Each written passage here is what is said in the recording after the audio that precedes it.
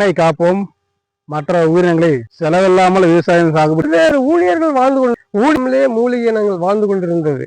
ஆனால் தானாக முளைகள், குப்பைகள், புண்ணாக்குகள், மல்லாட்ட புண்ணாக்கு தக்கப்போன் அனைத்து விவசாய நண்பர்களுக்கும் வணக்கம். இன்று நம்ம விவசாய குறிப்பு சேனலில் இன்று நம்ம பார்க்கக்கூடிய தலைப்பு மண்ணை காப்போம், மற்ற உயிரினங்களை வாழ வைப்போம் தலைப்பு தான் நம்ம பார்க்கக்கூடிய தலைப்பு. இதை நம்ம முன்னாடி ஒரு வீடியோவில் நம்ம பார்த்தோம், செலவில்லாமல் விவசாயம் சாகுபடி செய்வது எப்படி. அதை பற்றி திரு பரஞ்சோதி ஐயா அவர்களை கேட்டு நம்ம தெரிஞ்சுக்கணும். இப்போ இந்த மண்வளை காப்போம், மற்ற உயிரினங்களை வாழ வைப்போம் என்பதை அவர் எப்படி அதை பற்றி அவருடைய கருத்துக்களை கேட்டு நம்ம தெரிஞ்சுக்கோம். வணக்கம் ஐயா. வணக்கம். மண்ணை பாதுகாப்போம், மற்ற உயிரினங்களை வாழ வைப்போம் என்ற தலைப்பில் இப்போ நான் ஒரு சில விஷயங்களை சொல்ல போகிறேன். அதாவது மண்ணில் எல்லா விதமான பயிர்களும் விளைப்பது மண் தான்.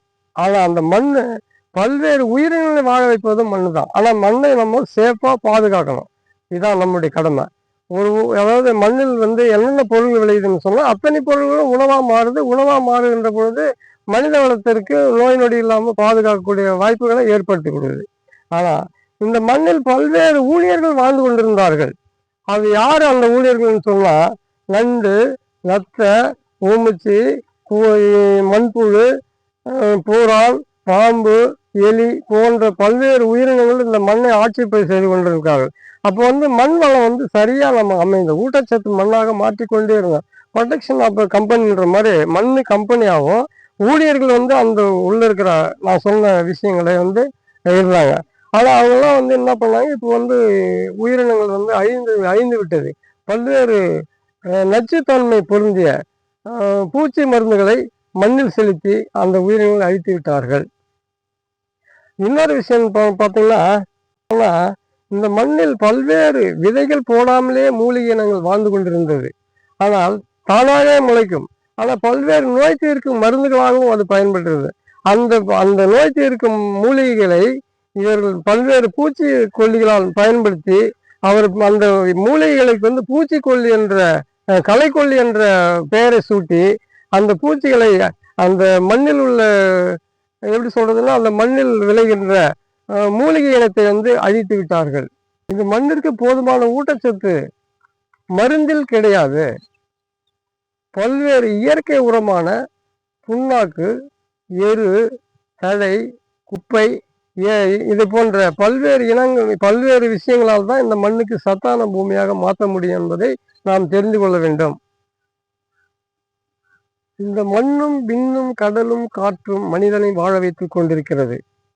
இதை அழிப்பதற்கு முற்படாமல் இதை பாதுகாப்பது மனிதனுடைய கடமை என்பதை யோசித்து இதன் வழியாக நாம் முயற்சித்து இயற்கை வளங்களை காப்பது நமது கடமையாக முயற்சிப்போம். மண்ணில் உற்பத்தியாகின்ற அனைத்து பொருளும் மற்ற உயிரினங்களை வாழ வைப்பதற்கு தேவையான வழிமுறைகளை வகுத்து கொடுத்து கொண்டிருக்கிறது. ஆனால் இந்த மண்ணும் விண்ணும் காற்றும் கடலும் நாம் பாதுகாக்க வேண்டியது மனிதனுடைய தலையாய கடமை. அதை விற்பதோ மற்ற தேவையில்லாத காரியங்களுக்கு பயன்படுத்துவதோ நம் நாட்டினுடைய பொருளாதாரத்தை சீரழிக்கும் என்பதை இதன் மூலம் நான் உங்களுக்கு சொல்லிக் கொள்கிறேன். ஐயா, இப்போ கெமிக்கல் முறையில் நீங்கள் பயன்படுத்தக்கூடாதுன்னு சொல்கிறீங்கல்ல, இப்போ அடியுரமாக என்ன ஃபாலோ பண்ணுறீங்க? நீங்கள் சாகுபடி செய்கிற பயிர் அடியுரமாக என்ன ஃபாலோ பண்ணி நீங்கள் சாகுபடி பண்ணுறீங்க? அடியுரமாக பல்வேறு தழைகள், குப்பைகள், புண்ணாக்குகள், மல்லாட்ட புண்ணாக்கு, எள்ளு புண்ணாக்கு, வேப்ப புண்ணாக்கு, முத்துக்கொட்டை புண்ணாக்கு, இது மாதிரி பல்வேறு ஆயிலால் தயார்பட்ட வேஸ்டேஜ் கழிவு புண்ணாக்குகளை நிலத்துல போடணும். நிலத்துல போட்டு பல்வேறு விஷயங்களை பண்ணும். பல ஆண்டுகளுக்கு இது பயனுள்ளதாக மருந்து தீனியாக அமையும். பயிர்களுக்கு ஊட்டச்சத்து ஏற்படுத்தும். அது மூலிகை வகையான புண்ணாக்குகள் அது. ஆனால் அந்த மூலிகை வகையான புண்ணாக்கு மூலியமாக நாம் விளைவிக்கப்படுற பொருள், காய்கறிகளோ கீரைகளோ நெல்லோ கரும்போ அதன் வழியாக அந்த கெமிக்கல்னு சொல்கிறான், அதன் வழியாக அந்த புண்ணாக்குடைய தன்மை ஏற்பட்டு அதை ஊடுருவி அது என்ன செய்யணும்னா மூலிகை காய்கறிகளாக நம்ம கொடுக்கும். அது நம்ம உடலுக்கு போகின்ற பொழுது பல்வேறு நோயிலிருந்து நம்ம விடுதலை பண்ணுறதுக்கு சரியான வழிகளை வகுக்குன்றது என்னுடைய கருத்து. இப்போ வந்து நீங்க களைக்கொல்லி மண்ணுடைய வளத்தை வந்து தடுக்குன்னு சொல்றீங்க. அதாவது களைக்கொல்லி மண்ணுடைய வளத்தை வந்து கெடுக்குன்றீங்க. அப்ப களைக்கொல்லிக்கு நீங்க எப்படி ஃபாலோ பண்றீங்க? களைக்கொல்லிக்கு மம்முட்டி இருக்குது, கடப்பாரை இருக்குது, களைக்கட்டு இருக்குது, பிச்சுவா இருக்குது, பல்வேறு ஆயுதங்கள் இருக்குது. அதை கொத்தி ஓட்டுறதுக்கு மிஷின் இருக்குது. இதெல்லாம் கலந்து மிக்ஸ் மிக்ஸ் பண்ணி களையை தீர்த்து அந்த களையினுடைய சாரங்கள் தண்ணி பாய்ச்சுகின்ற போது அது ஊடுருவி மண்ணில் கலந்து மண்ணின் வழியாக அந்த செடிகளுக்கு சென்று அந்த செடிகள் மூலமாக காய்கறிகளுக்கு சென்றோ பல்வேறு உணவுப் பொருட்கள் கலந்த ஊட்டச்சத்தா மாறி நமக்கு வந்து பல்வேறு விஷயங்கள் நோயிலிருந்து விடுதலை அளிக்கக்கூடிய மருத்துவ பொருளாக பயன்படும். இப்போ இன்னொரு விஷயம் சொன்னீங்கன்னா சிம்பிளா சொல்ல போனா அருகம்புல், அதை களைக்கொல்லி வச்சு அடிச்சிடுறோம். ஆனா அருகம்புல் வந்து பல ஆயிரக்கணக்கான நோய்களை தீர்க்கக்கூடிய அபாரமான சக்தி வாய்ந்த விஷயம் அதுக்கிட்ட அடங்கியிருக்கு.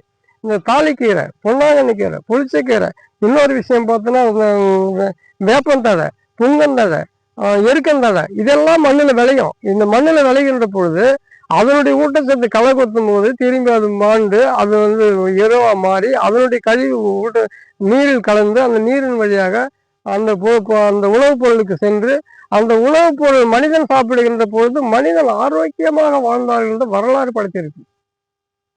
மண்ணை வந்து செழிப்பான மண் வளமா மாற்றுவதற்கு நீங்க என்ன கையாளுவீங்க? அதாவது மண்ணில் முதல்ல தண்ணி பாய்ச்சணும் சார். பாய்ச்சிட்டு அதன் பிறகு என்ன பண்ணலாம், பல்வேறு பருப்பு வகைகள், காராமணி, துவரம்பருப்பு, அந்த உளுந்து, பச்சைப்பயிறு, இது மாதிரி பல்வேறு பருப்பு வகைகள் ஒன்றா சேர்ந்து ஒரு கலவை நம்ம வந்து அது அந்த ஈரப்பதத்தில் விதைச்சிருங்க. விதைச்சிட்ட பிற்பாடு ஒரு 30 நாளோ 40 நாளோ 50 நாளோ ஏதோ ஒரு குறிப்பிட்ட நாள் அந்த தழை நல்லா பசன்னு அழகாக பச்சை பசின்னு வளர்ந்துடும். வளர்ந்துட்ட பிற்பாடு அப்படியே ஓட்டுங்க. இது மாதிரி 2-3 தடவை செஞ்சால் மண்ணுடைய வளம் மாறிடும், செழிப்பாயிடும். ரெண்டாவது எல்லா வகையான சத்துக்களும் அந்த பூமிக்கு இறங்கிடும். அப்போ மருந்து போடுறது அதெல்லாம் உங்களுக்கு ரொம்ப மிச்சப்படுத்த வேண்டிய நிலை உருவாயிடும்.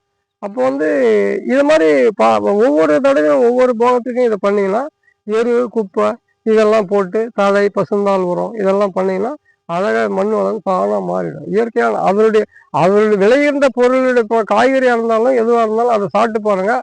அதே சமயம் இதனுடைய டேஸ்ட்டும் பார்த்து பாருங்கள். அதே இன்னொரு விஷயம் பார்த்தீங்கன்னா கடையில இருந்து பொருள்களை வாங்கி சாப்பிட்டு பாருங்க. அதுக்கும் டேஸ்ட் நிறைய வித்தியாசம். ஆய்வில் கொடுத்த கூட நீங்கள் டெஸ்ட் பண்ணிடலாம். இந்த காய்கறிக்கு என்ன இப்படி இருக்கு, அந்த காய்கறி என்ன இருக்குதுன்னு சொல்லிட்டு டிஃப்ரெண்ட் ஆஃப் ஆக்ட், அதாவது வித்தியாசமான செயல்முறை அதில் உங்களுக்கே தெரிஞ்சிடும். நாங்கள் பயிர் வைக்கிறதெல்லாம் இப்போ வந்து சென்னையெல்லாம் போவோம், காய்கறிகள் நல்லா இருக்குதுன்னு சொல்லிட்டு வாங்குவாங்க. அது மாதிரி இயற்கையான பூமியில் விளையிற காய்கறிகள் டிஃப்ரெண்ட்டாக இருக்கும். செயற்கையான மருந்து போல் செலுத்திய காய்கறிகள் அது ஒரு வித்தியாசமாக தான் இருக்கும். மண் வளத்தை எப்படி நான் பாதுகாப்போம் என்பது வந்து நாங்கள் தெளிவாக எங்களுக்கு வந்து எடுத்து கூறினீங்கய்யா. வேலைகள் இருந்து எங்களுக்காக இந்த மண் வளத்தை எப்படி பாதுகாப்போம் என்பது தெளிவாக தெளிவாக எடுத்து கூறுகிறீங்க. அதனால உங்களுக்கு வந்து எங்கள் விவசாய குறிப்பு யூடியூப் சேனல் சார்பாக நன்றி தெரிவித்து சொல்கிறேன். மண் வளத்தை எப்படி பாதுகாப்போம் என்பது நம்ம இவ்வளோ யாரும் பறஞ்ச ஐயா கிட்ட வந்து கேட்டு நம்ம தெரிஞ்சுக்கணும். இதை மேலும் இன்னும் வந்து இன்னும் நம்ம இந்த மண் வளத்தை பாதுகாக்கலாம். அதாவது கிரீன் மெனூர், கிரீன் லீஃப் மெனூர்னு சொல்லுவாங்க. அதாவது கிரீன் மெனூர் என்றால் நம்ம வந்து மண்ணில் வந்து சணப்பை, தக்கப்பூண்டு அதெல்லாம் சாகுபடி செய்து நம்ம நிலத்திலேயே சாகுபடி செய்து அதை 45-50 நாள் வந்து நம்ம உழவு செய்து சாகுபடி செய்வோம். அது கிரீன் மெனூர். கிரீன் லீஃப் மெனூர்னா அந்த வேப்ப மேலே, இந்த புங்கம் மேலே, அதை மாதிரி வந்து மேலே மரத்துலேருந்து நம்ம கட் பண்ணி போகிற அனைத்துமே வந்து வெளியிலேருந்து கட் பண்ணி எடுத்து வந்து நம்ம வயலில் போகிறது கிரீன் லீஃப் மெனூர். அதை மாதிரி நம்ம போட்டு சாகுபடிச்சுன்னா மண் வளத்தை பாதுகாக்கலாம். இது எப்பயுமே நாம் வந்து அந்த வெளியிலேருந்து வெட்டி வந்து நம்ம போட்டாலும் சரி, இப்போ நம்ம வயல்லே வந்து சணப்பை, தக்கப்பூண்டு நாங்கள் சாகுபடி செய்து, அப்புறம் இன்னொன்று வந்து ஐயா சொன்ன மாதிரி 21 வகை அந்த பயிர் சாகுபடி செய்து நம்ம உழவு செய்து சாகுபடி செய்யணும். எதை பண்ணாலும் நம்ம வந்து அதுக்கு வந்து மண் வந்து அதை வந்து மக்கும் தன்மைக்கு ஒரு 10-15 நாள் நம்ம வந்து அதுக்கு நம்ம கொடுக்கணும். அந்த 10-15 நாள் நம்ம வந்து அதை நம்ம வெயிட் பண்ணி நம்ம சாகுபடி செய்தாதான் அடுத்து நம்ம சாகுபடி பயிர் வந்து அதோடைய மண்ணிலுடைய உரத்தோட எடுத்துக்கும். ஏன்னா நம்ம சிலவங்க நம்ம என்ன பண்ணுவோம், நம்ம தக்க போட்டு சனப்பே எடுத்துக்குவோம். நம்ம ஓட்டிட்டு ஒரு வாரம் 4 நாளில் நீங்கள் நம்ம நட்டோம்னா சூடல் அடிச்ச மாதிரி ஆகிடும். அது வந்து சூடல் அடிச்சது ஒரு பக்கம் ஆகினாலும் அந்த பயிர் வந்து இந்த பயிர் எடுத்துக்கூடிய தன்மைக்கு அந்த சனப்பை தக்க போட்டு கொண்டு வர முடியாது. அதுக்கு தான் என்ன பண்ணுறது, 10-15 நாள் அதை வந்து உழவு செய்து நம்ம வந்து உழவு செய்து விடணும். அதுக்கப்புறம் தான் நம்ம வந்து நடவு செய்யணும். இவ்வளோ நம்ம மண் வளத்தை பாதுகாப்பு பற்றி பார்த்தோம்.